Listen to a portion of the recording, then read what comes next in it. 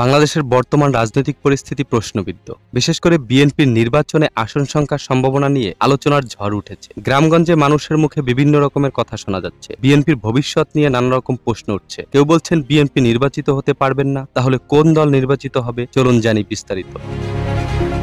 BNP আসন্ন নির্বাচনে 50 থেকে 100টি আসন পেতে পারে। গ্রামেগঞ্জে মানুষের সাথে কথা বলে এমনটাই নিশ্চিত করলেন এনসিপি নেতা নাসির উদ্দিন পাটোয়ারি।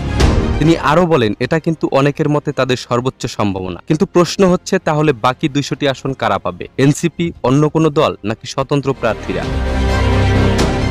গত 10 মাসে বাংলাদেশে যে রাজনৈতিক অস্থিরতা, সহিংসতা আর জনগণের মধ্যে হতাশা দেখা গেছে, তাতে বিএনপির জন্য ভোট ব্যাংক ধরে রাখা কঠিন হয়ে পড়েছে। বিএনপির এই সীমিত সম্ভাবনার পেছনে কয়েকটি কারণ উল্লেখ করেছেন। প্রথমত, দলের অভ্যন্তরীণ নেতৃত্বের দ্বন্দ্ব। তরুণ ও প্রবীণ নেতাদের মধ্যে একটা টানাপোড়েন দেখা যাচ্ছে। তরুণরা নতুন দৃষ্টিভঙ্গি নিয়ে এগোতে চায়, কিন্তু সিনিয়র নেতারা এখনো পুরনো কৌশলের ওপর নির্ভর করছেন। দ্বিতীয়ত, গ্রামের মানুষের মধ্যে বিএনপির প্রতি আস্থার ঘাটতি।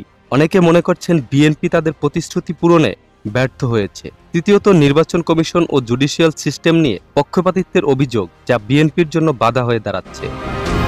এখন প্রশ্ন হচ্ছে, বাকি আসনগুলো কারা পাবে? এনসিপি বর্তমানে ক্ষমতায় এবং তাদের শক্তিশালী সাংগঠনিক কাঠামো রয়েছে, তবে তাদের বিরুদ্ধে জনগণের বিশাল ক্ষোভ রয়েছে। তরুণ ভোটাররা নতুন মুখ চায়, নতুন দৃষ্টিভঙ্গি চায়। এনসিপি যদি তরুণ নেতৃত্বকে সামনে আনে, তাহলে তারা বড় সংখ্যক আসন পেতে পারে। এছাড়া স্বতন্ত্র প্রার্থী ও ছোট দলগুলোর কিছু আসন পাওয়ার সম্ভাবনা রয়েছে। বাংলাদেশের রাজনীতি এখন একটা গুরুত্বপূর্ণ মোড়ে দাঁড়িয়ে। তবে শেষ কথা হচ্ছে, জনগণই ঠিক করবে কে ক্ষমতায় আসবে। আপনার মূল্যবান মতামত কমেন্টে জানান এবং সাবস্ক্রাইব করে আমাদের সঙ্গে থাকুন।